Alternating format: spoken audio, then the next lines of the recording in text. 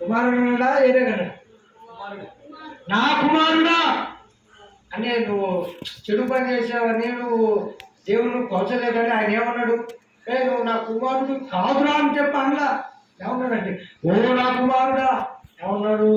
నా కుమారుడా నీ బతికిన దినాలలో రోజుల్లో నీ ఇష్టంగా బతికావు, మంచి వస్త్రాలు కట్టుకున్నావు, మంచిగా జీవించావు, నీకు ఇష్టమైంది ఏది చేయాలో అవన్నీ చేసావు అన్నాడు.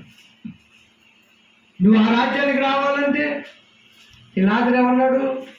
ఉరుపుల జబ్బుతో బాధపడుతున్నప్పుడు కుక్కలు వచ్చి నాకినాయి అంటే శరీరాన్ని. ధనవంతుడు తింటుంటే ఆ రొట్టె ముక్కలు ఇరిగి కింద పడితే ఆ ఏరుకొని తిని బతికి తిన్నాడు ఆయన. హల్లెలూయా. ఆయన ఎక్కడ ఉన్నాడు? ఈయన ఎక్కడ ఉన్నాడు? అందుకని అంటున్నాడు, ఇదిగో నీ ఇష్టంగా జీవించావు.